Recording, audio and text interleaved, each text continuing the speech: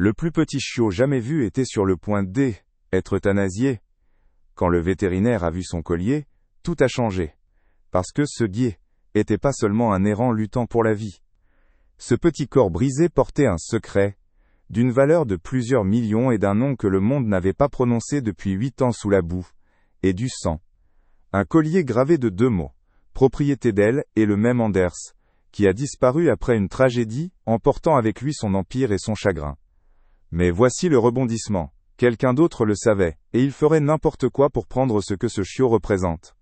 Maintenant, un jeune vétérinaire fait face à un choix impossible. Enfreigner toutes les règles, pour sauver une vie fragile, ou perdre tout ce pour quoi elle a travaillé. Parce qu'il ne s'agit plus seulement d'un chien. Il s'agit d'amour, de culpabilité, et d'un secret assez puissant pour les détruire tous les deux. La vraie question. Quand la vérité écrase, qui va-t-elle sauver en premier, le chiot ou elle-même? Mais avant, nous commençons, s'il vous plaît, appuyez sur le bouton j'aime, et faites-moi savoir d'où vous regardez dans le monde d'aujourd'hui. C'est fascinant de voir qui nous rejoint de partout dans le monde. Les lumières fluorescentes projetaient des ombres dures sur le vide, salle d'attente alors que Mia elle se tenait derrière la réception les épaules lourdes d'épuisement. Les dossiers de la journée gisaient, éparpillés devant elle, chacun représentant un autre animal qu'elle avait aidé ou essayé d'aider. Dehors, la pluie a créé une rythme contre les fenêtres, assortie au bourdonnement silencieux des lumières au-dessus. Elle frotta ses yeux fatigués. Les mots sur les formulaires d'admission commencent à s'estomper. L'aspirateur de équipe de nettoyage s'inquiétait en arrière-plan, un bruit familier de fin de journée. Cela signalait généralement l'heure de rentrer à la maison. Mais la paperasse n'attendait personne. Surtout pas dans une clinique fonctionnant avec de faibles marges. La porte d'entrée s'ouvrit brusquement laissant entrer une rafale d'air humide et la odeur piquante de pluie. Un agent de contrôle des animaux en uniforme s'est précipité, berçant. Quelque chose de petit enveloppé dans une serviette sale. De l'eau coulait de sa veste sur le sol fraîchement nettoyé. « Désolé de... » « Arrive si tard, dit-il la voix bourrue d'urgence. « J'ai trouvé celui-ci, derrière les bennes à ordures de Mason Street, respirant à peine. » Épuisement de Mia disparut, alors que l'instinct professionnel a pris le dessus. Elle se précipita autour du bureau, prenant le paquet de ses bras. La serviette était trempée et froide, et à travers lui, elle pouvait sentir un petit corps trembler. La salle d'examen 2, dirigea-t-elle, déjà en mouvement. Sous la salle d'examen plus lumineuse, lumière, elle déballa soigneusement la serviette. Son cœur s'est serré à ce qu'elle a trouvé. Le chiot était plus que peau et os, sa fourrure emmêlée de saleté, et de ce qui ressemblait à de l'huile. Ses yeux croûtés, et à moitié vêtus, montraient des signes d'infection. Chaque respiration se présentait comme une respiration sifflante, la petite poitrine luttant pour se lever et descendre. « Oh chérie !» elle murmura en attrapant son stéthoscope. Le chiot n'a même pas bronché devant le métal froid contre sa poitrine. Le battement de cœur était faible, mais rapide, trop vite. Travaillant rapidement, elle a vérifié les signes vitaux, et il procéda à un examen doux. La patte avant du chiot pendait à un angle gênant, clairement cassé. La peau ressentit, froide et moite sous ses doigts, et elle pouvait compter chaque côte. Combien de temps a duré? C'est là-bas, demanda-t-elle à l'officier, qui regardait depuis l'embrasure de la porte. Aucune idée.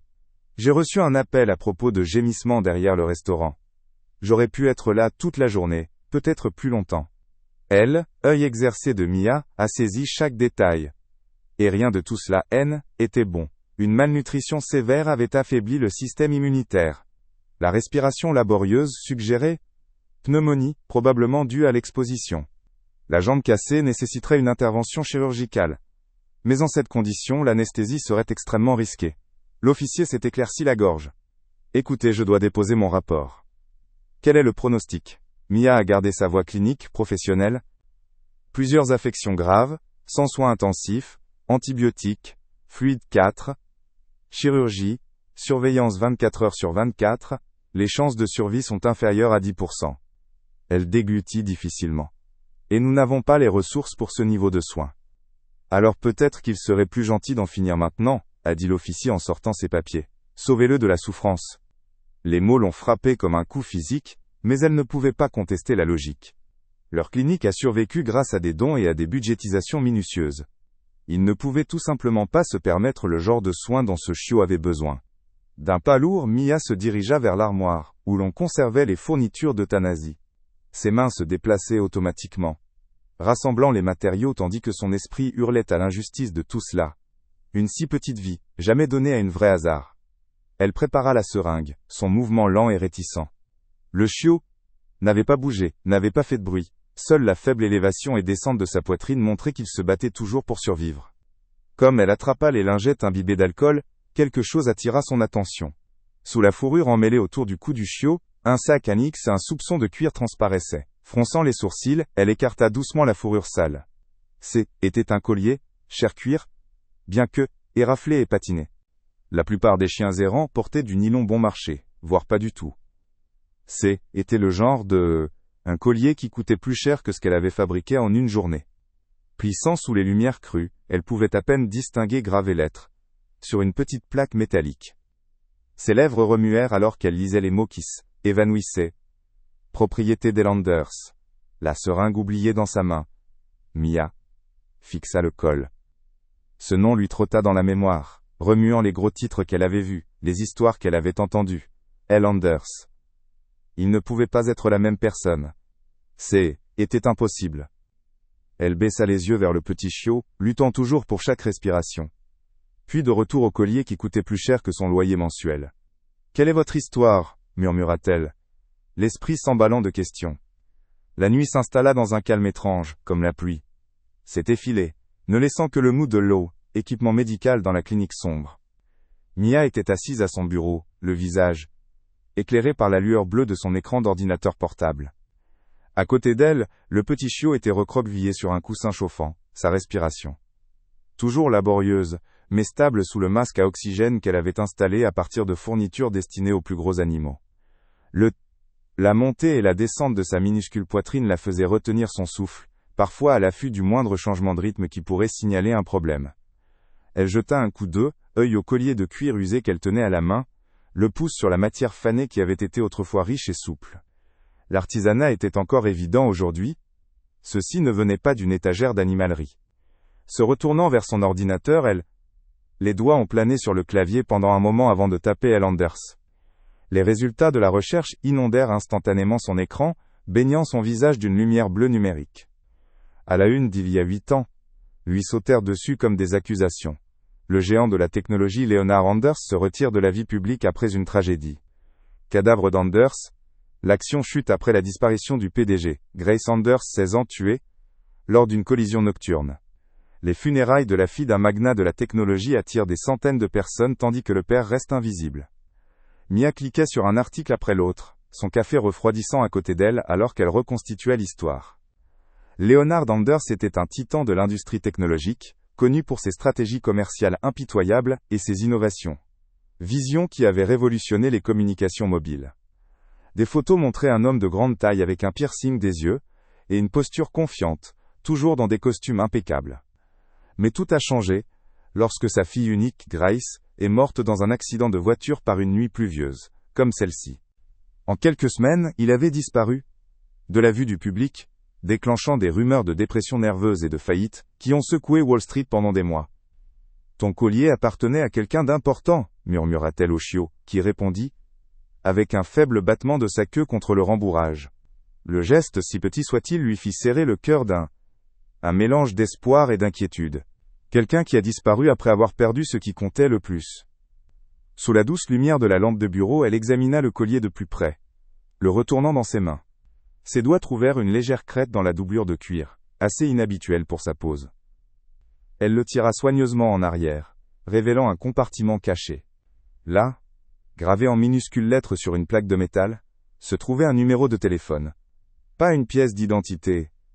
Tag, comme elle s'y attendait, mais quelque chose de plus personnel, de plus secret. Celui de Mia. L'estomac se retourna alors qu'elle réfléchissait à ses options. Appeler le numéro signifiait risquer son emploi. La clinique avait des politiques sur les soins, après les heures normales, et les traitements non autorisés pour les cas non urgents. Le docteur Marshall aurait une crise si il savait qu'elle avait donné des médicaments sans les papiers appropriés.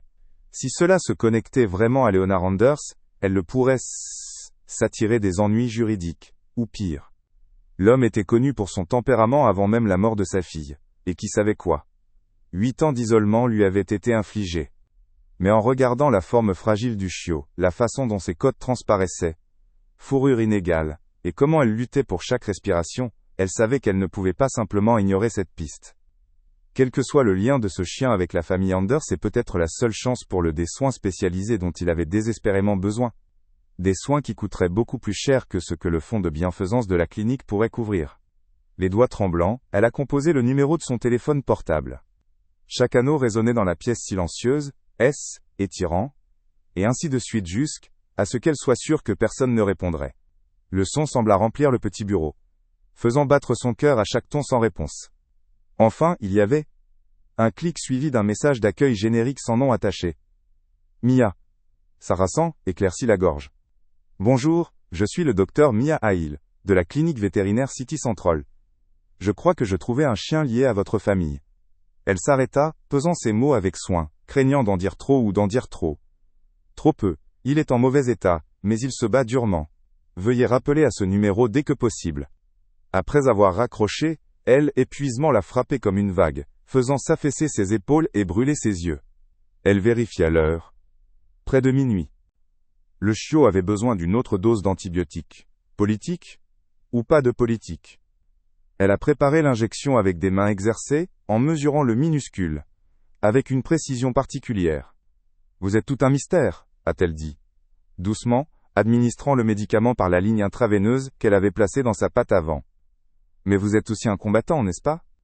Les yeux du chiot, quoique vitreux de fièvre, se fixaient sur son visage avec une intensité presque humaine. Reste avec moi, petit combattant.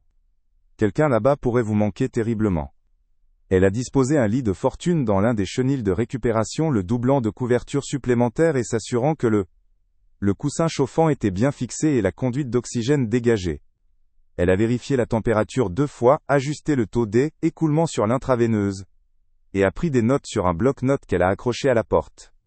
Alors qu'elle drapait une couverture douce sur la porte du chenil pour bloquer courant d'air, son téléphone bourdonnait bruyamment contre le comptoir métallique. Le son la fit sursauter, lui envoyant le cœur dans la gorge. Un numéro non répertorié clignota à écran lumineux traversant la pièce sombre. La main de Mia trembla. Lorsqu'elle décrocha le téléphone, sa paume se mit soudainement à coulir de sueur. Bonjour. Elle répondit, essayant de garder sa voix stable et professionnelle malgré l'heure tardive et son anxiété croissante. La ligne crépita de silence pendant un long moment, rien que de l'eau, électricité statique et le faible bruit de la respiration. Puis, une voix masculine aiguë de suspicion et d'une pointe de quelque chose qui aurait pu être de la douleur demanda « Qui êtes-vous, et pourquoi ?»« Tu as ce collier. » La lumière du soleil se glissait à travers les fenêtres de la clinique, projetant de longues ombres sur le sol en linoléum. Le cou de Mia lui fait mal à cause de sa nuit agitée sur le canapé usé de la salle d'attente. Elle étira, grimaçant à la raideur de l'appareil.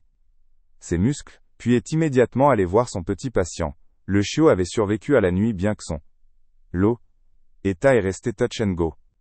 Sa respiration était encore superficielle et rauque sous le masque à oxygène, mais les yeux qui rencontra la sienne semblaient un peu plus brillantes qu'auparavant. « Bonjour petit combattant » murmura-t-elle, vérifiant soigneusement la ligne 4. Cette voix de l'appel téléphonique d'hier soir résonnait dans son esprit, profonde, autoritaire, avec un courant sous-jacent de émotion. Elle n'avait pas beaucoup dormi après avoir raccroché, tournant la brève conversation, et dans ses pensées. Le carillon électronique de la porte d'entrée l'a fait sursauter lors de son examen matinal.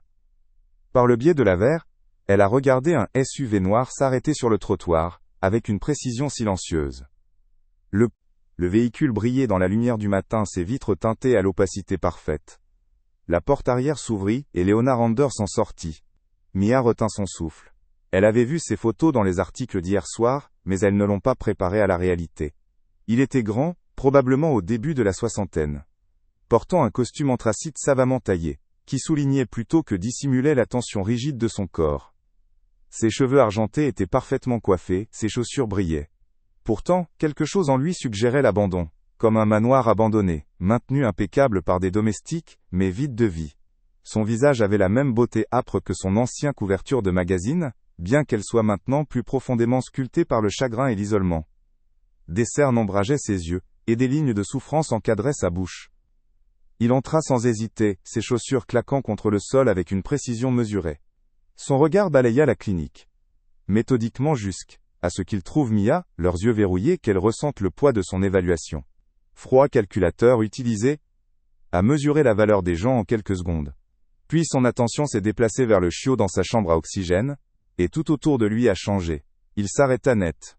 Le contrôle rigide de sa posture se fissura. Ses mains posées sur ses côtés tremblèrent légèrement avant de se recroqueviller en point. Le col. Sa voix était à peine au-dessus d'un murmure. Est-ce que c'est le port du col? Mia le récupéra sur son bureau et le tendit. Oui, c'est comme ça que j'ai trouvé votre nombre. Leonard Anders prit le collier avec révérence, ses doigts traçant le cuir usé. Cela appartenait à Daisy, a-t-il dit, chaque mot précis et tronqué. Le chien de ma fille Grace, elle a survécu à la bleed. Sur mon domaine, loin de tout. Elle est morte il y a 3 mois. Sa mâchoire a travaillé pendant un moment. Il devait y avoir des chiots avant. Il posa le collier et se redressa. Son masque d'homme d'affaires se remet en place. Je vais le prendre maintenant. Nommez votre prix. Quel que soit le traitement que vous avez fourni, Monsieur Anders, a dit Mia prudemment. Ceci. Le chiot est dans un état critique. Le déplacer maintenant pourrait être fatal. Il a besoin d'une surveillance constante. Soutien en oxygène. C'est à moi. Il en sortit un chéquier en cuir. Quel qu'en soit le prix, je vais le tripler. Mais ce chien part avec moi. Aujourd'hui. Mia s'interposa entre lui et la chambre à oxygène. Je suis désolé, mais je ne peux pas. En toute conscience, libérer un patient critique. Cela violerait toutes les éthiques médicales que j'ai. L'argent n'est pas le problème. Ici. La couleur monta sur le visage de Léonard. Elle pouvait voir la lutte jouer à travers son fonctionnalité. Un homme habitué à résoudre tous les problèmes avec richesse et pouvoir, soudainement confronté à quelque chose qu'il ne pouvait pas. Il suffit d'acheter. Il se tenait là, enfermé dans une confrontation silencieuse à travers la table d'examen, avec les doux gémissements du chiot remplissent l'espace entre eux. 2 forces inébranlables, croyant toutes deux savoir ce qu'elles étaient le meilleur. Finalement, Mia parla doucement, mais fermement. Si tu voulais vivre, laisse-moi essayer. Ici, à ma façon. Leonard Anders la regarda longuement moment. Quelque chose clignota derrière ses yeux. La reconnaissance peut-être ou le respect. Puis, sans un mot, il se retourna et se dirigea vers la porte. Sur le seuil, il s'arrêta. Appelez-moi s'il meurt, a-t-il dit, et était parti. La porte claqua définitivement, laissant Mia seule avec le bruit de son cœur et celui du chiot.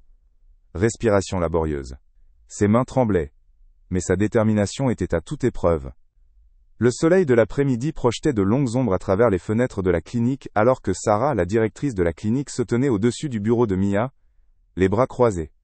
Son visage était pincé de désapprobation, rendant les rides autour de sa bouche plus profondes que habituelles. Nuitée non autorisée, utilisation non approuvée de fournitures d'urgence. Faire assez. Avez-vous une idée du nombre de protocoles que vous avez violés? La voix de Sarah portait le tranchant de autorité bureaucratique. Mia était assise, la tête dans les mains, ses cheveux noirs tombant. Pour cacher son expression. La chambre à oxygène du chiot bourdonnait doucement. L'arrière-plan, un rappel constant de ce qui était en jeu. Les documents clairement indiqués. Euthanasie. Vous étiez censé suivre la procédure. Sarah tapota son presse-papier contre le bureau.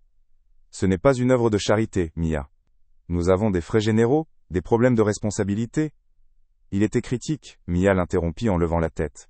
Nous avons prêté serment de sauver des vies, quand nous le pouvons. Et parfois, nous devons prendre des décisions difficiles. La voix de Sarah s'adoucit légèrement, mais sa détermination ne faiblit pas. Je veux que ce chiot soit euthanasié avant la fin de la journée. Ce n'est pas une demande.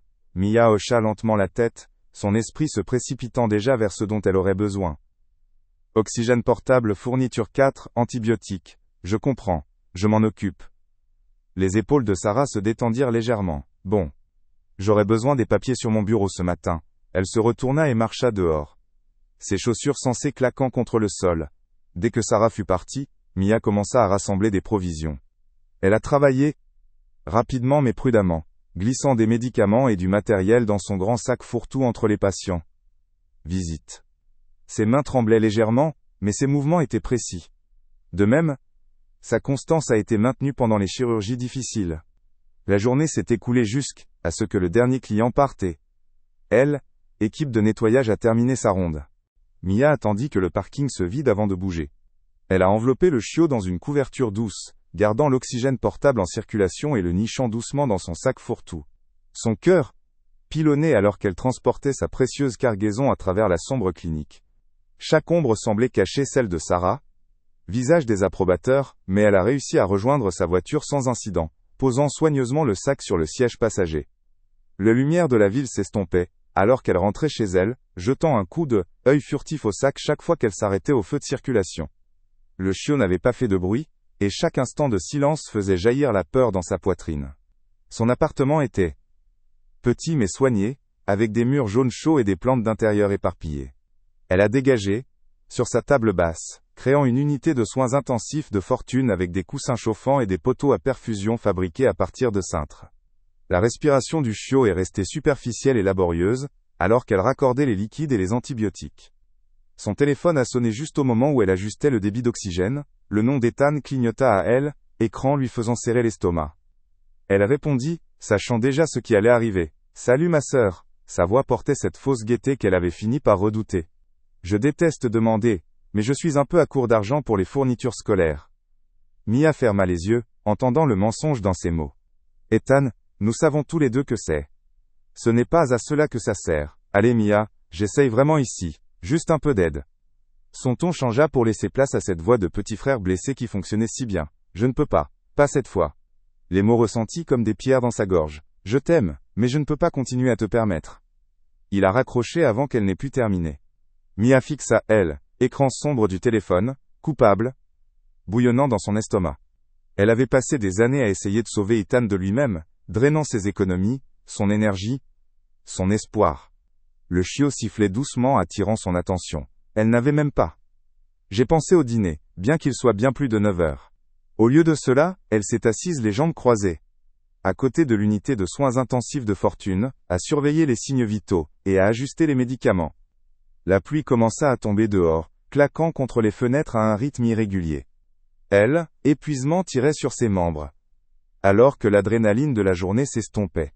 Elle se pelotonna sur le sol à côté de la table basse, une main posée près de la couverture du chiot. « Tu ne mourras pas ce soir ?» murmura-t-elle, sa voix féroce malgré sa fatigue. « Pas sous ma surveillance. » Son téléphone vibra, affichant un numéro inconnu. Le message était bref mais clair. « C'est Leonard Anders. Attendez-vous à des mises à jour tous les jours. » La lumière du soleil matinal se glissait à travers la poussière. Store du petit appartement de Mia, peignant des rayures sur son visage.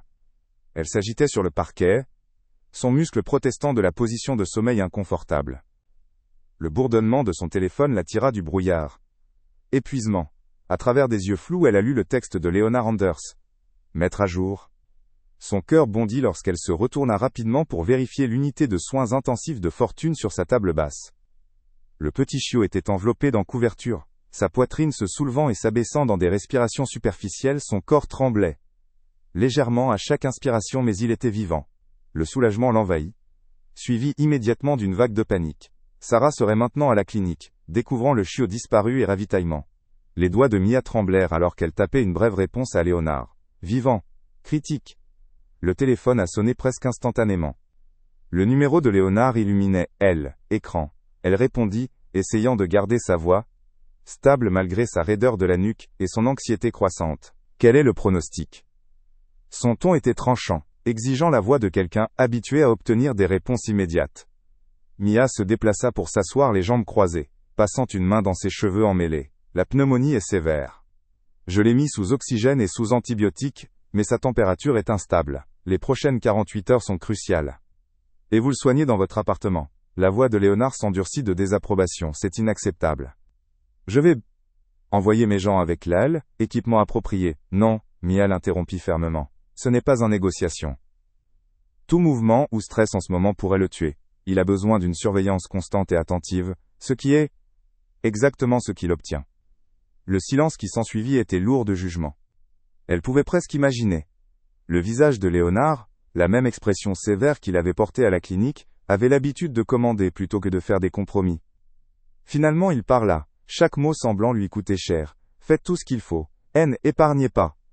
Dépense. Gardez-le simplement en vie. Avant que Mia ne puisse répondre, un coup lui fut donné. La porte la fit sursauter. À travers le judas, elle aperçut la posture avachie familière d'Ethan. Son cœur s'est serré lorsqu'elle a ouvert la porte. L'odeur des cigarettes rassis flottait avec lui. Son beau visage d'habitude avait l'air tiré. Sombre des cercles sous ses yeux assortis aux éraflures de sa veste usée. « Eh ma sœur ?» il dit, essayant d'obtenir un sourire décontracté qui n'atteignait pas tout à fait ses yeux. « Ethan ? Ce n'est pas le bon moment. » Mia sursauta, mais il errait déjà dans sa vie. Son regard fixant les fournitures médicales éparpillées sur sa table basse. Il a ramassé l'un des flacons de médicaments, sifflant bas, enfin se traiter comme un roi. Ceci. Les choses ne sont pas bon marché. Sa tentative d'humour n'a pas pu masquer son regard calculateur. Ses yeux. Posa cela, Mia craqua en lui arrachant la fiole des mains. Vous besoin de partir maintenant. Allez, je viens d'arriver. Il s'est également effondré sur son canapé. Près de la configuration du chiot. Qu'est-ce qu'il y a avec tout ce qui est dehors? Mia lui attrapa le bras. Les surprenant tous les deux par sa force. Je le pense, Ethan. Je ne peux pas faire ça pour le moment. Elle a pratiquement le poussa à travers la porte, la fermant fermement sur son expression blessée. Ses mains tremblaient lorsqu'elle tourna le pêne dormant. Ce soir-là, Mia s'est assise en tailleur à côté de la table basse, avec précaution. Tirer une formule spécialement mélangée dans une seringue. Le chiot restait immobile, à l'exception de sa respiration laborieuse. Mais alors qu'elle pressait doucement des gouttes du mélange sur sa langue, ses yeux s'ouvrirent pour la première fois depuis la clinique. Voilà, murmura-t-elle, le cœur se soulevant.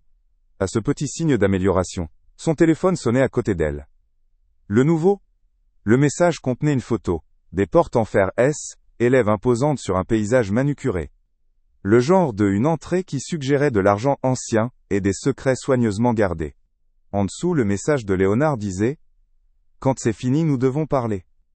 Mia fixa l'image de ces portes ressemblant à des forteresses, son estomac s'érage avec malaise.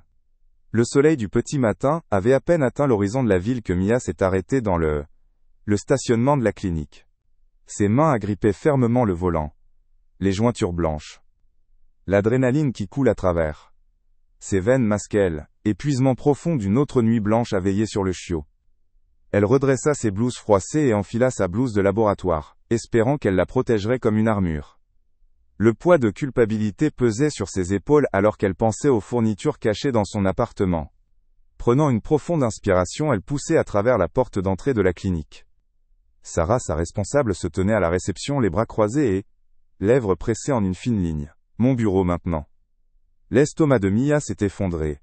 Mais elle suivit Sarah dans le couloir en passant devant les salles d'examen où l'équipe de jour commençait tout juste sa ronde. Le bureau se sentait plus petit que d'habitude. La présence désapprobatrice de Sarah emplit l'espace exigu. Nous en avons quelques-uns qui nous inquiètent? Question à discuter, commença Sarah en fouillant dans les papiers sur son bureau. Il y a des divergences dans notre inventaire qui méritent d'être expliquées, et Madame Peterson a appelé ce matin, très contrariée. Son rendez-vous a été reporté sans préavis. La gorge de Mia s'assécha.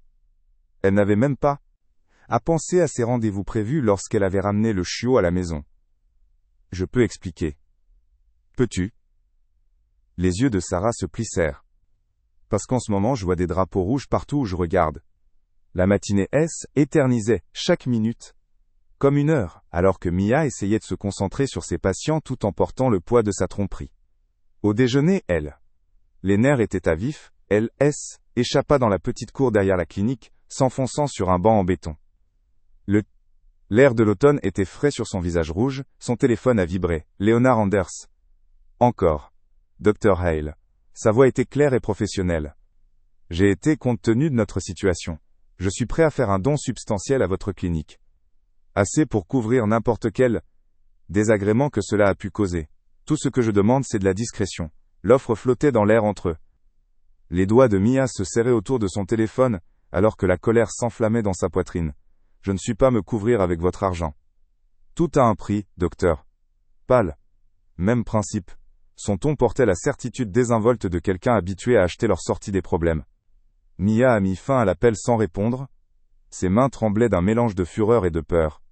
Ce soir-là, de retour dans son appartement, Mia vérifiait les signes vitaux du chiot lorsqu'un faible gémissement a brisé le silence. Le son lui envoya de la glace. Circulation sanguine. La patte blessée du chiot avait considérablement enflé, la peau chaude jusqu'au toucher. Des traînées rouges se propagent vers l'extérieur de la plaie, l'infection s'installe rapidement. Non, non, non, murmura-t-elle en rassemblant des provisions d'une main tremblante. Mais elle savait la vérité. Le chiot avait besoin d'une intervention chirurgicale, d'un équipement approprié, de conditions stériles, de choses qu'elle ne pouvait pas fournir. Seule dans son salon, pendant des heures, elle a arpenté son appartement, regardant l'infection se propager, tandis que l'orgueil luttait. Par nécessité. Finalement, vers minuit, elle a décroché son téléphone.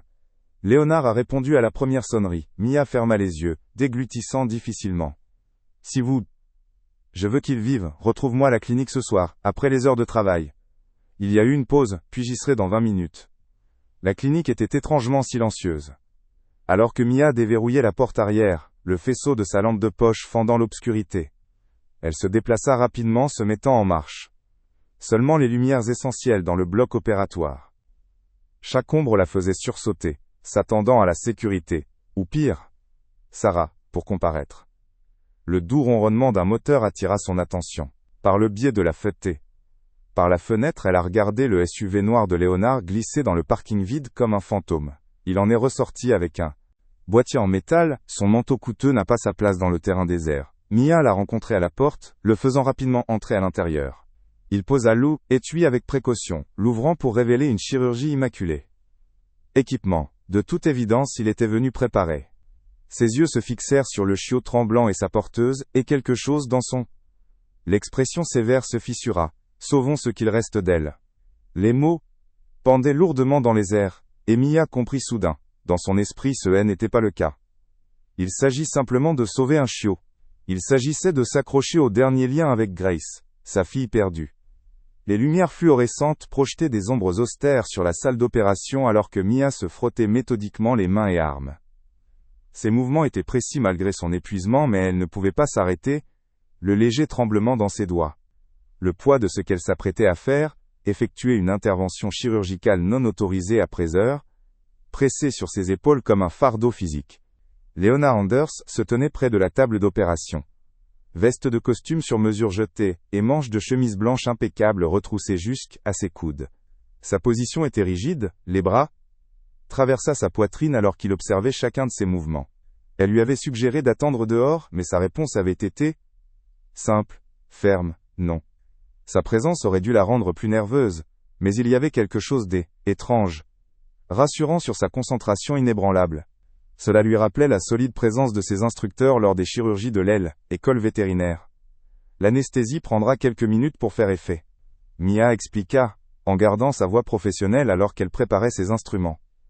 Le petit chiot avait l'air encore plus petit sur la table en acier. Son respiration superficielle mais régulière sous le masque à oxygène. Léonard hocha la tête une fois, disant rien. Ses yeux ne quittaient jamais la table d'opération. Alors que Mia commençait le travail délicat de nettoyage des personnes infectées. Les seuls bruits étaient le bip régulier du moniteur cardiaque et le doux tintement des outils chirurgicaux. Son univers rétréci à la tâche à accomplir, en enlevant soigneusement les tissus endommagés, en rinçant la plaie, en se préparant à l'orthopédie. Réparer. Puis le bip régulier s'est transformé en une seule tonalité soutenue. Plate, dit Mia, qui bougeait déjà, j'ai besoin d'épinéphrine. Tiroir supérieur de la chariot d'urgence. Étiquette rouge. Avant qu'elle n'ait pu terminer, Léonard était déjà là, ouvrant le tiroir avec une surprenante confiance. Il attrapa la fiole et la seringue correcte, et les lui passa sans hésitation. Les yeux de Mia écarquillèrent brièvement devant son efficacité, mais elle n'eut pas le temps de la remettre en question. Elle a administré avec une précision exercée, retenant son souffle en attendant une réponse. Le silence étendit pendant 3 secondes éternelles avant que le moniteur ne reprenne un battement de cœur. Mia relâcha lentement sa respiration, consciente. Léonard faisant de même à côté d'elle. « Comment le saviez-vous » a-t-elle commencé à demander. « Continuez l'opération, docteur. »« Salut » l'interrompit-il doucement. Son visage était pâle, mais sa voix restait ferme. Mia se concentra de nouveau sur l'opération. Placer soigneusement de minuscules vis orthopédiques pour stabiliser la jambe fracturée. Sueur perle sur son front et elle cligna des yeux, n'osant pas bouger ses mains pour l'essuyer. Le silence étendit de nouveau. Interrompu seulement par le bip désormais régulier du moniteur. Puis, Léonard a pris la parole, son poussoir si douce qu'elle faillit la manquer. Grace a nommé Daisy d'après son préféré fleur. Ses paroles semblaient venir de loin, comme s'il était perdu dans sa mémoire. Il a dit que était la preuve que la vie repousse quoi qu'il arrive. Pour la première fois depuis qu'elle l'avait rencontré, sa voix s'est brisée sur les mots. Mia ne leva pas les yeux, lui donnant l'intimité nécessaire pour avoir ce moment pendant que ses mains restèrent stables dans leur travail. Le ciel commençait à éclaircir à l'extérieur des fenêtres au moment où Mia posa le dernier suture. Le chiot était stable, lourdement bandé, mais respirait régulièrement sous sédation. Elle s'est retirée de la table, soudain consciente de la façon dont ses jambes tremblaient de fatigue. Elle s'enfonça dans une chaise voisine, regardant Léonard, s'approcha de la table d'opération. Il étudia le petit patient avec une expression illisible, puis tendit la main dans la poche de son manteau. Une enveloppe apparut dans sa main, qu'il posa sur le comptoir sans un mot. Mia n'avait même pas besoin de le faire. Regardez pour savoir ce qu'il contenait. Elle se redressa, faisant glisser l'enveloppe vers lui. S'il s'agit d'argent, conservez-il. Je ne fais pas cela pour vous. Léonard se tourna pour lui faire face. Dans le lumière crue du plafond, les lignes de chagrin sur son visage semblaient plus profondes que jamais. Il j'y étudia un long moment, son expression s'adoucissant presque imperceptiblement. Moi non plus, a-t-il dit calmement. Sans un mot de plus, il se retourna et sortit de la salle d'opération. Les premiers rayons de l'aube traversèrent le des fenêtres, peignant des traînées dorées sur le sol, où il était tenu. Matin. La lumière du soleil peignait des rayures dures sur le visage de Mia, alors qu'elle manœuvrait prudemment sa voiture dans le parking de son appartement. Tâche. Ses yeux brûlaient épuisement, et ses blouses portaient encore lacérées, odeur d'antiseptique. Sur son siège passager, le chiot était allongé dans un nid de fortune. Couverture, petite poitrine qui se soulève et s'abaisse dans un sommeil sédatif. J'y suis presque, mon pote, murmura-t-elle, rassemblant ses provisions d'une main tremblante. Le Treup 3. Les volets d'escalier lui semblaient interminables, mais elle était enfin chez elle. Mia a placé le chiot doucement dans sa cage, en ajustant le coussin chauffant et ligne 4, avec une précision particulière. Nous avons réussi, petit. Son achui.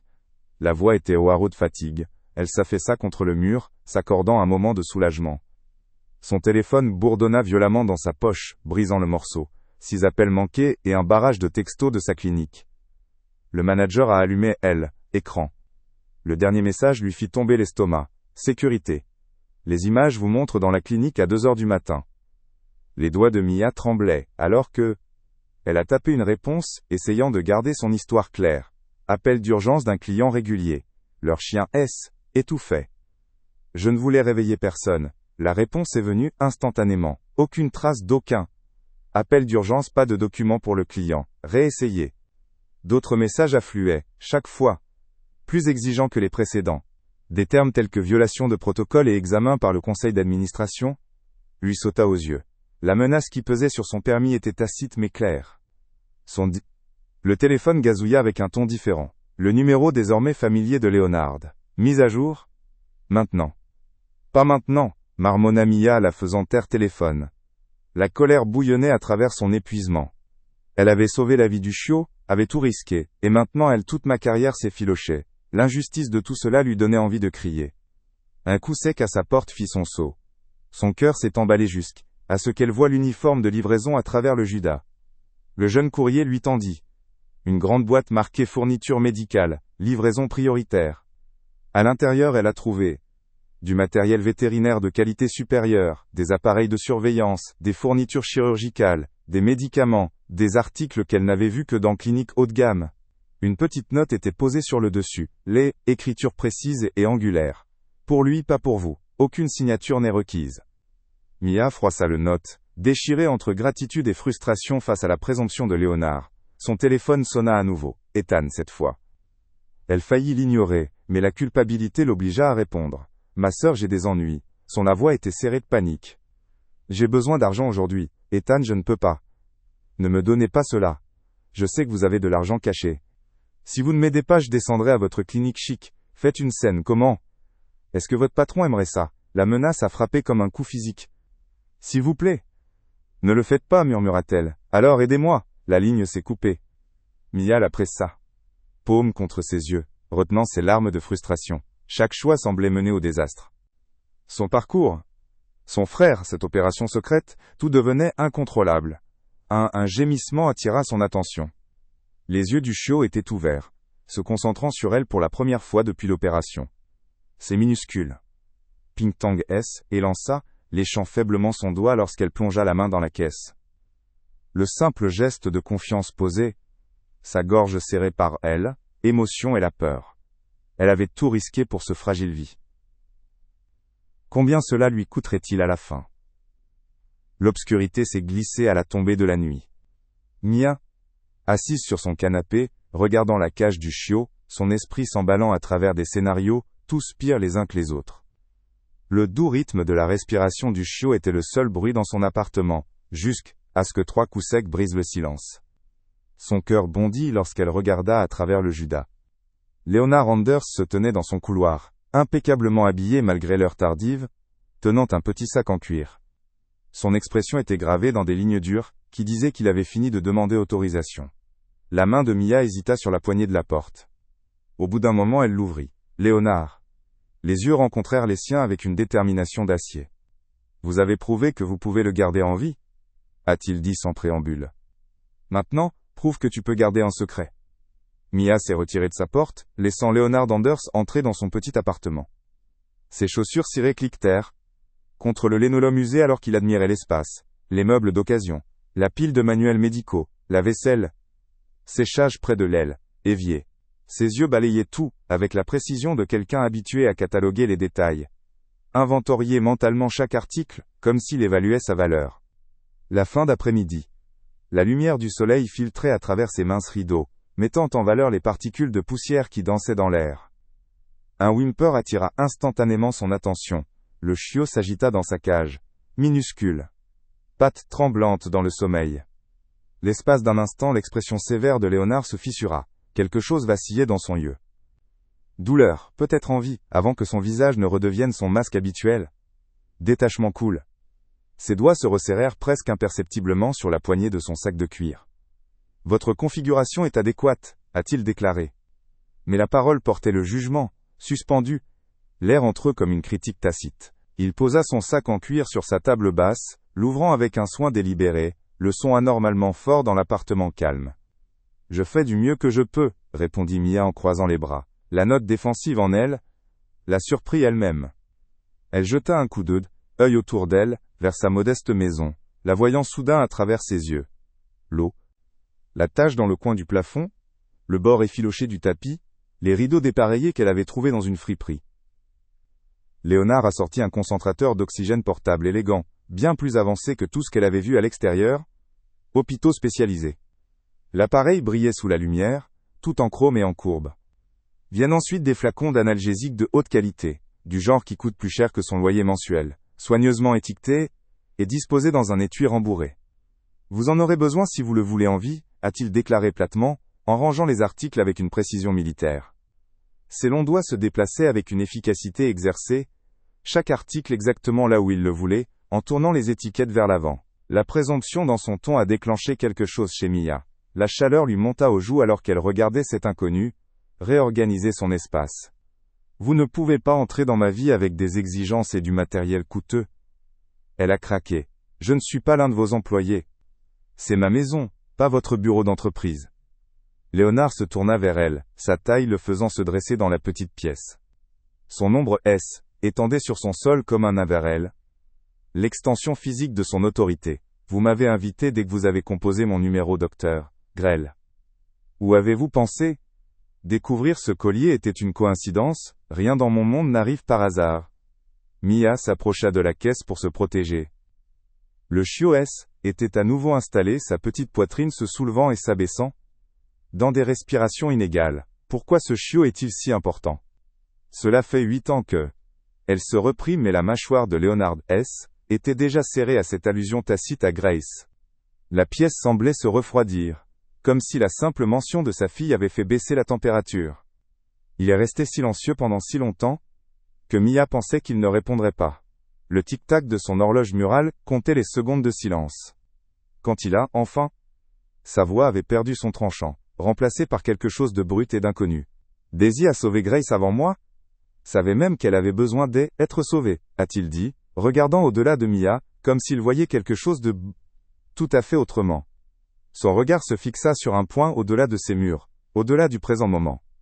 Ma fille luttait contre la dépression. J'ai jeté de l'argent sur des thérapeutes, des médicaments, des spécialistes. Mais était le cas.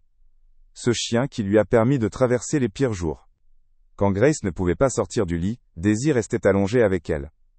Quand elle ne pouvait pas faire face aux gens, ce chien lui donnait une raison de sortir. Il passa une main sur son visage, soudain, avoir l'air plus âgé. Les lignes dures autour de sa bouche s'approfondirent, et, pour la première fois, Mia remarqua le fil d'argent, à travers ses cheveux noirs aux tempes. Après l'accident, j'ai juré que je n'aurais jamais d'autre animal de compagnie, je ne pouvais pas le supporter. Le vide dans la maison était suffocant. Mais quand Daisy a eu des chiots, sa voix s'interrompit momentanément dans son contrôle parfait. Je ne pouvais pas détruire ce dernier morceau d'elle. Je ne pouvais pas échouer.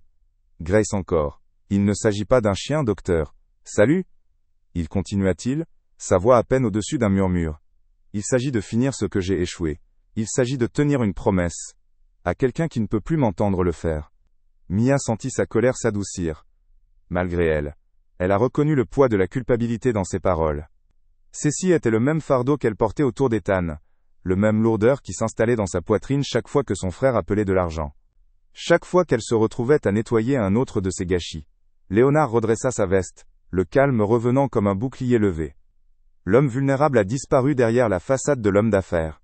Vous recevrez des mises à jour par SMS tous les jours. Aucun les visite à la clinique. Le chiot reste ici jusque tard, à ce qu'il soit stable. Je me ferai livrer des fournitures supplémentaires demain matin. Et mon permis? Demanda Mia, en pensant aux menaces de son manager. Ses doigts se tordaient nerveusement, dans l'ourlet de sa chemise, en attendant sa réponse. Restera intact, lui assura Léonard. Je m'en occuperai personnellement. La confiance dans sa voix ne laissait aucune place au doute. Quel que soit le pouvoir qu'il exerçait, il était clairement habitué à l'utiliser pour arriver à ses fins. Il se retourna pour partir mais s'arrêta à la porte. Son chauffeur est apparu, silencieusement, se matérialisant depuis le couloir comme une ombre, lui tendant quelque chose de petit et de blanc. Léonard le tendit à Mia. Une carte de visite épaisse, de couleur crème et chair. Son poids suggérait une fibre de coton, pas ordinaire. Papier. Une adresse était embossée dans une écriture élégante. Rien d'autre. Pas de téléphone. Numéro, pas d'email, pas de nom de société pour indiquer son objectif. Pour quand vous serez prêt, a déclaré Léonard, simplement en le pressant dans sa paume. Ses doigts étaient étonnamment chauds contre sa peau. Le bref contact était en quelque sorte plus personnel que l'ensemble de leur conversation. Avant qu'elle ne puisse demander ce que Sauce était Canning qu'il était parti. La porte se referma derrière lui, avec une nette certitude. Le SUV noir s'est éloigné en douceur du trottoir, laissant Mia debout dans l'embrasure de sa porte, la carte fraîche contre sa peau. Se demandant, prêt pourquoi? La question était suspendue dans l'air, alors qu'elle ferma la porte, se retournant pour faire face au chiot et à Alec, équipement coûteux qu'il avait si soudainement transformé. Petit appartement en quelque chose de complètement différent. 2 nuits après Léonard's, Mia était assise en tailleur sur le sol de son appartement, le dos contre le canapé. Une seule lampe projetait une lueur chaleureuse à travers la pièce, atteignant à peine les coins. Sur ses genoux, elle tenait un petit seringue, rempli de nutrition liquide. Le chiot, blotti dans une couverture douce. À côté d'elle, leva sa petite tête avec une force retrouvée. C'est ça, petit combattant, murmura Mia, regardant le chiot avaler tout seul pour la première fois depuis l'opération. Relief. Inonda s'est très fatigué. Des cernes ombrageaient ses yeux, mais une étincelle d'espoir les a égayés, alors que le chiot prenait une autre gorgée avec succès. Son téléphone a soudainement sonné sur le café. Table, écran s'allumant avec un numéro inconnu. La main de Mia hésita, avant de répondre. Bonjour, vous avez parlé avec Léonard Anders. Une voix coupée déclara froidement. C'est une erreur. La ligne s'est éteinte avec un clic sec. Le souffle de Mia se bloqua dans sa gorge. La chair de poule lui piquait le long des bras, alors qu'elle se levait d'un bond, manquant de renverser la lampe. Elle se précipita vers la fenêtre, tirant. Retournait le rideau juste assez pour jeter un coup d'œil à l'extérieur. À travers la vitre, elle aperçut une berline sombre qui tournait au ralenti de l'autre côté de la rue. Son moteur tourne, phares éteints. Elle cligna des yeux, et la voiture disparut dans la nuit comme un fantôme. Ses mains tremblaient lorsqu'elle s'y éloigna de la fenêtre. Le puppy gémit doucement, captant son anxiété. Elle devrait le dire à Léonard, n'est-ce pas? Son doigt plana sur ses coordonnées, mais elle hésita. L'impliquer davantage ne ferait que l'emmêler. Elle s'enfonçait plus profondément dans n'importe quel jeu dangereux qui se jouait. Le lendemain à la clinique a traîné avec une énergie nerveuse. Mia, sursautait au moindre bruit sani inattendu, ses nerfs s'effilochaient. Juste avant le déjeuner, son guinéacé.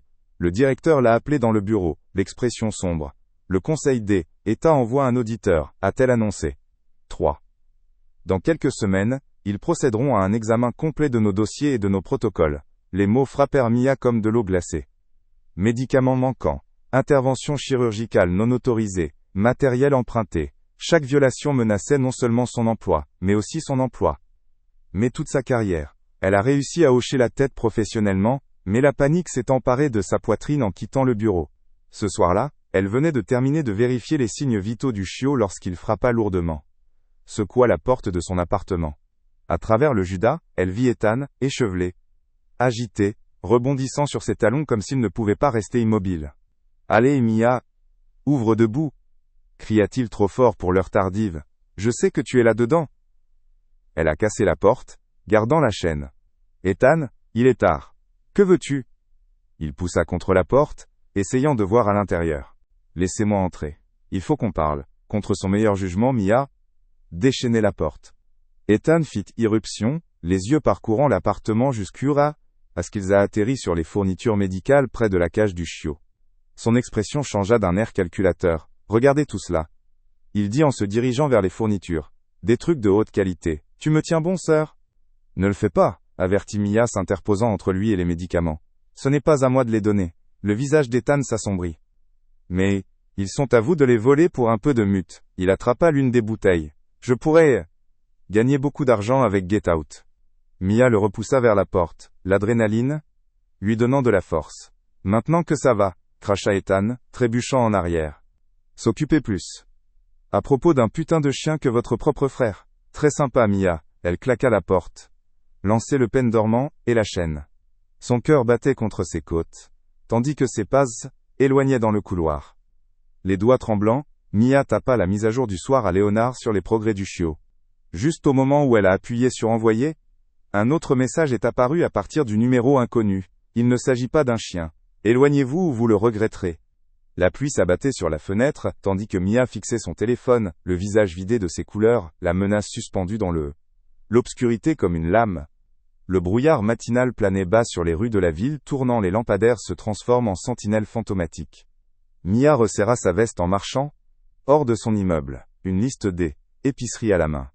Elle s'arrêta net à la vue du noir familier. VUS tournant au ralenti sur le trottoir, son moteur, ronronnant doucement dans la brume. Son cœur sautilla lorsque la vitre arrière s'abaissa doucement, révélant le visage de Léonard Ander, impassible comme de la pierre. « Entrez » il dit, sa voix ne laissant aucune place à la discussion. « Nous devons parler. » Mia jeta un coup d'œil. De retour dans son immeuble, pensant au chiot bien rangé dans sa cage à l'aile, étage.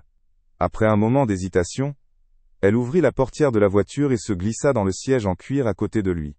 L'intérieur sentait l'eau de Cologne chère. Et autre chose. La peur peut-être. Léonard plongea la main dans sa mallette et en sortit une épaisse manille. Dossier. Sans un mot, il commença à répandre son contenu sur le siège entre eux. Coupure jaunie par la parelle, âge. Photographie sur papier glacé d'une adolescente souriante aux longs cheveux noirs. Et Mia a eu le souffle coupé. Des photos de surveillance la montrant quittant la clinique tard dans la nuit. Le renflement de la taille d'un chiot visible dans son sac fourre-tout. Vous êtes pas attention, a dit Léonard, son doigt tapotant l'une des photos récentes. Jean nous regarde tous les deux. Qui demanda Mia, la colère s'enflammant à travers son malaise. Qui me prend en photo? La mâchoire de Léonard se serra alors qu'il rassemblait les photos dans le dossier. Anders Industries a toujours des ennemis, des vautours. Tournant en rond, attendant des signes de faiblesse, il s'arrêta, les yeux fixés droit devant lui. La disparition de la vie publique les a affamés. Maintenant ils pensent qu'ils sentent l'odeur du sang dans l'eau. Qu'est-ce que cela a à voir avec le chiot? Ils utiliseront n'importe quoi comme moyen de pression, preuve que je refais surface, preuve que je suis vulnérable. Ces jointures blanchissaient sur le dossier. Cela fait 8 ans qu'ils attendent une fissure dans le mur. Le SUV s'est éloigné de le trottoir, glissant dans les rues brumeuses. Mia a regardé le profil de Léonard, remarquant comment la lumière du matin approfondissait les lignes de chagrin autour de sa bouche. Après plusieurs minutes de silence tendu, il reprit la parole, sa voix à peine au-dessus d'un murmure. Je devais l'accompagner ce week-end à la cabane du lac. Ses paroles venaient lentement, comme si chacune d'elles lui causait une douleur physique. Mais il y avait un accord de fusion, sensible au temps. J'ai annulé notre voyage, je lui ai dit de continuer sans moi. Il prit une respiration tremblante. Il était seul sur cette route de montagne lorsque l'accident s'est produit. Mia l'a vu alors, la blessure à vif en dessous.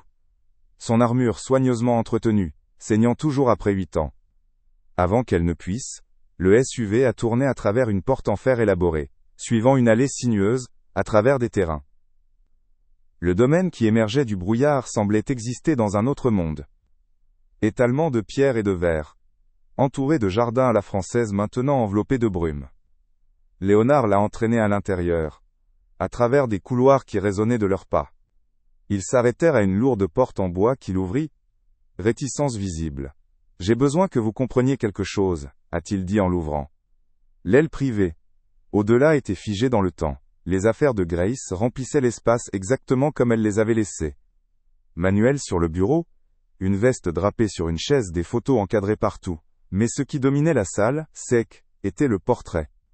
Grace, assise dans un jardin, le soleil dans les cheveux, avec la tête de Daisy, se reposant avec contentement sur ses genoux. Tous les deux avaient l'air incroyablement heureux, sans savoir de ce qui nous attendait. Mia resta figée, la compréhension l'envahissant comme une vague. Le chiot N n'était pas seulement un animal de compagnie, ou même un simple lien avec le passé.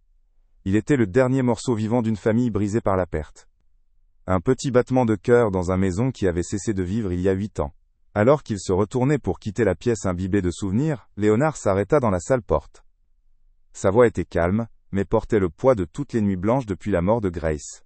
« Si vous pensez qu'il s'agit d'argent, a-t-il dit, vous ne comprenez pas la perte. » Mia regarda une dernière fois le visage souriant de Grace dans le portrait, sentant sa détermination se durcir, comme de l'acier en elle. Poitrine. Elle protégerait ce chiot. Ce dernier fragment de la lumière de Grace, même si cela lui a tout coûté. La lumière du soir filtrait doucement à travers les fenêtres de l'appartement de Mia, projetant de longues ombres sur le sol.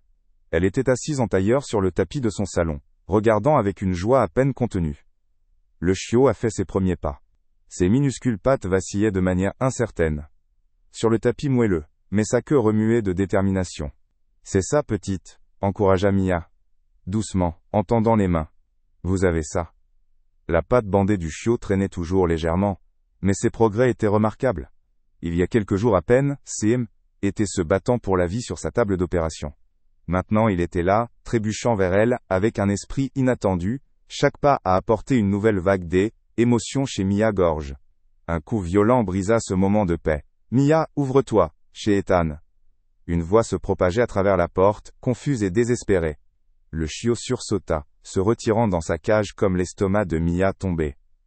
Elle regarda à travers le J-Fold pour voir son frère se balancer légèrement, les yeux injectés de sang et sauvages. Lorsqu'elle a enfoncé la porte, maintenant la chaîne de sécurité en place, Ethan a immédiatement enfoncé sa main dans le brèche. « J'ai besoin d'argent maintenant, Ethan, nous en avons parlé, je ne peux pas garder, coupez le grand sœur. » Il a craqué. Soit vous m'aidez, soit le conseil d'administration de la clinique découvre votre petite séance de chirurgie de minuit. Le sang de Mia se glaça. « Qui êtes-vous » Parlez. Le rire d'Ethan était amer lorsqu'il sortit son téléphone. « Jolie chienne que tu as là, ma sœur. » Il tourna le écran vers elle, montrant une photo claire du chiot dans sa cage. « Je parie que quelqu'un paierait une fortune pour cela, surtout puisqu'il n'est pas censé exister. Tu m'espionnes ?»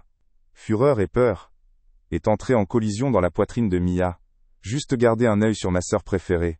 Son sourire a mal tourné. Alors qu'est-ce que cela vaut pour vous ? Quelque chose s'est cassé à l'intérieur de Mia. Elle poussa. La porte s'ouvrit, déséquilibrant Ethan, et lui arrachant le téléphone des mains. Il s'entrechoqua dans le couloir sol. « Sors » cria-t-elle en le poussant en arrière. « Éloigne-toi de moi et reste loin de ce chiot. » Ethan trébucha, le visage tordu de rage. « Vous ? Je le regrette. Essayez-moi. » Mia claqua la porte, engageant chaque serrure avec tremblement-main. Elle glissa contre le mur, le cœur battant dans sa poitrine. Le chiot gémit de sa caisse, captant sa détresse. Avant qu'elle ne puisse reprendre son souffle, son téléphone a vibré. Le nom de Léonard clignote à elle. Écran. Quelqu'un vient de s'approcher de ma porte. La voix de Léonard était froid arctique quand elle a répondu. A posé des questions intéressantes sur vous, et un certain vétérinaire enfreignant le protocole. Mia ferma les yeux. Léonard, je règle ça, Mia. Chaque mot tombait comme un glaçon. Où je le ferai. La ligne s'est coupée. Les mains de Mia tremblaient, alors qu'elle tapait un message désespéré à Ethan. S'il vous plaît, restez à l'aile, écart. Je transférerai ce que je peux demain. Ne faites rien de stupide. Les minutes ont passé sans réponse. Le silence ressemblait à un nœud coulant qui se resserrait. Mia rampa jusqu'à la cage du chiot, ouvrant doucement la porte. Il lui serra la main, innocente et confiante. Larmes? Des jaillissements dans ses yeux. Tu es la seule bonne chose qu'il me reste, murmura-t-elle, caressant sa douce. Accroche-toi pour moi. Finalement, épuisement l'a emporté. Mia, recroquevillée sur son canapé, incapable de faire face à sa chambre. Le chiot somnolait dans sa cage à proximité, sa douce respiration. Seulement le son dans l'appartement. Juste au moment où ses yeux s'alourdissaient, des phares s'allumèrent son plafond. À travers les paupières mi-closes, elle aperçut une silhouette sombre qui se tenait près d'elle. Le trottoir, regardant sa fenêtre. Le chiotte s'agita dans sa cage, sentant ce que Mia était trop fatiguée pour s'inscrire complètement. Un faible aboiement perça le silence de minuit, tirant Mia de son agitation. Dormait sur le canapé. Son cœur bondit dans sa gorge, alors qu'elle s'asseyait, désorientée. Le chiot, d'habitude si silencieux, laissa échapper un autre faible jappement de sa cage, les oreilles tendues vers la fenêtre. Mia rampa vers la vitre, tirant le rideau juste assez pour jeter un coup d'œil à l'extérieur. Une berline sombre tournait au ralenti de l'autre côté de la rue. Moteur un ronronnement bas dans l'immobilité. Alors qu'elle regardait, les phares se sont éteints. Plongeant la rue dans l'obscurité, son souffle s'arrêta. Un éclair soudain, brillant, et rapide comme un appareil photo, coupait la nuit. Le moteur de la voiture a vrombit, et elle s'est détachée du trottoir, les pneus, grincement contre l'asphalte. Son téléphone sonna sur la table basse, écran s'allumant avec un numéro inconnu. Le lui glaça le sang. Vous avez eu votre chance. Maintenant nous prenons ce qui est les nôtres. Non, non, non, murmura Mia les mains tremblantes alors qu'elle se précipitait vers la cage du chiot. Elle ramassa la petite créature et la berça contre sa poitrine. Son cœur battait comme un oiseau pris au piège sous sa paume. Elle a attrapé son plus grand sac fourre-tout, le remplissant de chiots. L'essentiel, les médicaments, les couvertures, les seringues, le précieux concentrateur d'oxygène. Ses doigts tâtonnaient avec son téléphone, alors qu'elle touchait le numéro de Léonard. Il a répondu instantanément. Qu'est-ce qui ne va pas? Celui qui nous regarde? On fait leur coup. Elle lâcha, la voix tremblante. Ils étaient devant mon appartement. Ils ont pris des photos, ils ont envoyé un message. Restez sur place. Léonard coupa d'un ton sec, avec autorité, verrouillait la porte. J'arrive maintenant. Mia vérifia 2 fois chaque serrure, puis, elle appuya son dos contre le mur à côté de la porte, le chiot tremblant dans ses bras. Les minutes passaient comme des heures. Des pneus soudains grincèrent à l'extérieur. Le cœur de Mia s'arrêta. Elle s'approcha du Judas, scrutant l'obscurité. Couloir éclairé. 2 hommes en sweat à capuche sombre se sont approchés de sa porte à grands pas. L'un d'eux a mis la main dans sa poche. Des phares aveuglants inondaient la fenêtre du couloir. Les hommes se sont retournés lorsque le VUS noir de Léonard a sauté le trottoir sur le trottoir. Les portes des voitures claquèrent, et des silhouettes en tenue tactique émergèrent. Précision militaire. Les hommes cagoulés se précipitèrent, disparaissant dans la cage d'escalier avec elle. Équipe de sécurité de Léonard à leur poursuite.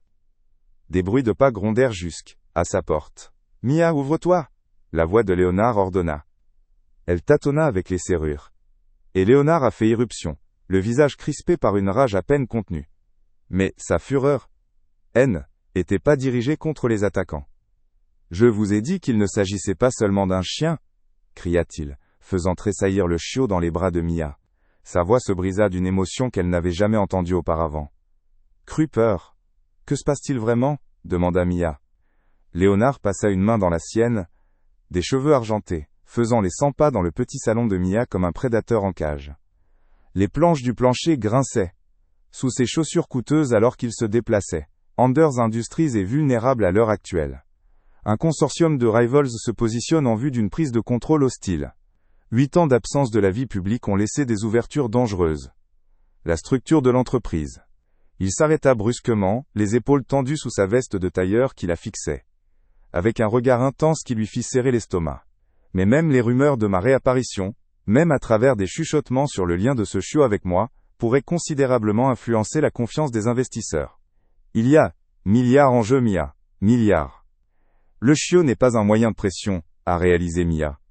À haute voix, sa gorge s'asséchant alors que les morceaux s'emboîtent. Elle a bercé. La petite créature se rapprocha, sentant sa chaleur contre sa poitrine. C'est un appât pour vous attirer à découvert où ils peuvent vous cibler. Pour prouver que j'ai toujours... La voix de Léonard vacilla, une fissure dans son armure soigneusement construite. Ses yeux se tournèrent momentanément vers le chiot, puis... loin.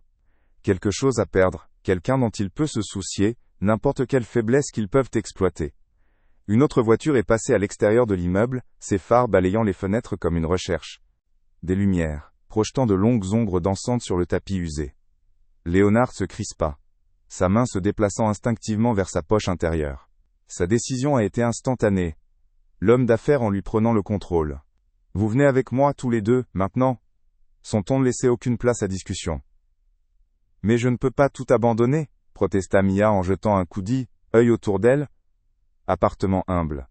Mon travail, il n'y a pas le choix, a déjà rétorqué Léonard, ramassant son sac sur le crochet près de la porte et y glissant l'essentiel du comptoir. Mon équipe de sécurité s'occupera le reste de vos affaires demain. Ils emballeront tout correctement. À l'heure actuelle, nous agissons avant qu'ils ne reviennent avec renfort. Mia regarda autour de son petit appartement, son havre de paix pendant 3 ans le premier. L'endroit qu'elle avait réussi à se permettre par elle-même, maintenant entaché de menaces et de violations, et serra le chiot plus près, à sa poitrine. La petite créature gémissait doucement, sentant sa détresse. Avec une profonde inspiration, elle hocha la tête et suivit Léonard dans la nuit. Le moteur du VUS a rugi lorsqu'ils sont entrés dans le intérieur blindé. Les sièges en cuir étaient frais. L'air sentait l'eau de Cologne et la nouveauté. Léonard a aboyé les coordonnées dans une radio, alors qu'ils éloignaient à toute vitesse, laissant derrière eux l'ancienne vie de Mia. Les lumières de la ville sont floues, devant des vitres teintées, alors qu'ils se dirigeaient vers la propriété de Ziander. Mia berçait. Le chiot, sentant son cœur battre calmement contre le sien. « Tu es en sécurité, a-t-elle murmura dans sa fourrure. « Je te promets que je ne laisserai rien t'arriver. » Elle jeta un coup d'œil au profil de Léonard, dur dans les lampadaires qui passaient, ses jointures blanchies sur l'accoudoir, la mâchoire serrée. Les yeux scrutent constamment. Dans la lueur du tableau de bord, une tension tapissait sa bouche. Plus rien ne me semblait en sécurité. Son monde, était effondré du jour au lendemain. Le domaine d'Ander se profilait contre le ciel foudroyant, sa façade de pierre captant les premiers signes de l'aube. Les portes de fer se refermèrent en gémissant, derrière elles, le SUV, leur lourd cliquetis résonnant sur des terrains bien entretenus. Dedans, le personnel de sécurité se déplaçait avec une efficacité éprouvée, activant les systèmes et sécurisant le périmètre. Léonard guidait Mia à travers les couloirs ombragés du manoir, ses pas lourds de détermination. Le chiot tremblait dans ses bras, son petit corps épuisé par le chaos de la nuit. Ils entrèrent dans l'aile privée. Le sanctuaire à la mémoire de Grace, qui avait si profondément frappé Mia auparavant. Maintenant, dans le pâle lumière matinale, cela ressemblait moins à un musée qu'une de têtu, à une plaie ouverte. « Vous ne pouvez pas continuer à fuir les réponses » a dit Mia doucement, installant le chiot sur une couverture moelleuse. Que s'est-il vraiment passé avec Grace? Léonard se tenait près de la fenêtre, son épaule rigide. Pendant un long moment, il resta silencieux, fixant le jardin, où les bulbes de printemps poussaient à travers la terre en dégel. Lorsqu'il a finalement parlé, sa voix portait le poids d'années de douleur inexprimée. « Elle voulait que je parte en voyage, a-t-il déclaré. Juste les deux de nous. Pas de téléphone, pas d'appel professionnel. Elle l'avait planifié pendant des mois. » Ses doigts se pressèrent contre la vitre. J'ai refusé. J'ai dit que j'avais eu des réunions importantes. Des offres qui ne pouvaient pas attendre. Un rire amer lui échappa. Traite comme si. Tout cela avait de l'importance. Il se retourna, désignant la pièce préservée autour d'eux. Tout ce que j'ai construit. Depuis lors. Ce sont des cendres sans ailes. Cet empire, l'argent, le pouvoir, c'est tout. Sans signification. Je n'ai pas pu la sauver à ce moment-là. Je ne peux plus rien sauver. Léonard s'installa dans un petit bureau, dont la surface était immaculée. À l'exception d'une fine couche de poussière. Les mains tremblantes, il ouvrit un scellé tiroir, et en sortit une petite enveloppe jaunie par les âges.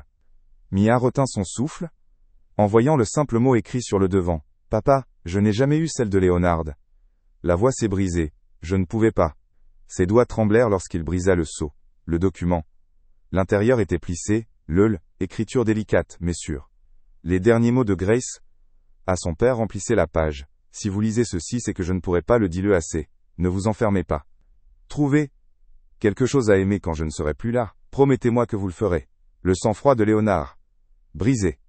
Ses épaules se sont soulevées alors que 8 ans de mur soigneusement construits s'effondraient. Mia souleva doucement le chiot et le plaça sur ses genoux. La minuscule créature tendit une patte, touchant la lettre comme si elle était guidée par un main. Des larmes coulaient librement sur le visage de Léonard alors qu'il berçait à la fois le chiot et le sien. Dernière demande de la fille. Tu as tenu cette promesse, a dit Mia. Doucement, sans même savoir. L'amour t'a trouvé à travers son chien. La main de Léonard trouva la sienne, la serrant avec une gratitude désespérée. Il n'avait pas besoin de mots. La confiance entre eux parlait volume. Les semaines ont passé et le printemps a peint le domaine de couleurs vives. Les jardins ont éclaté d'une nouvelle vie alors que Mia et Léonard étaient assis sur un banc de pierre, regardaient le chiot explorer l'herbe avec une confiance croissante. Sa patte avait bien cicatrisé, ne laissant qu'une légère boiterie. Cela n'a rien fait pour enfreiner l'esprit. Près des portes principales, les ouvriers ont monté un panneau fraîchement peint. Elle, élégant. Le lettrage a pris la lumière du matin. La fondation de la grâce pour les animaux et les personnes qui en ont besoin. Léonard se tourna vers Mia, les yeux clairs et déterminés. C'est vous qui le dirigez. Ce n'est pas une demande. Des larmes coulèrent dans les yeux de Mia, non pas d'obligation, mais de possibilité. Pour la première fois depuis qu'elle se souvient, elle voyait un avenir plus grand que la simple survie. Un éclair de mouvement attira leur attention. Le chiot bondit. Vers eux, quelque chose se serrait doucement dans sa gueule. Une seule marguerite cueillie dans le jardin. Léonard a pris la fleur. Avec un soin respectueux, le tenant comme une chose sacrée. Dans ses pétales simples, il a vu le sourire de sa fille et une promesse tenue, et peut-être enfin le pardon. Je crois que des histoires comme celle-ci nous trouvent pour une raison. Si celui-ci vous a touché, n'hésitez pas à vous abonner. Je partage un nouveau, tous les jours, et celui de demain pourrait être celui que votre cœur attendait. Un 12 armé, le plus petit chiot jamais vu, était sur le point d'être abattu. Ensuite, le vétérinaire a lu son collier.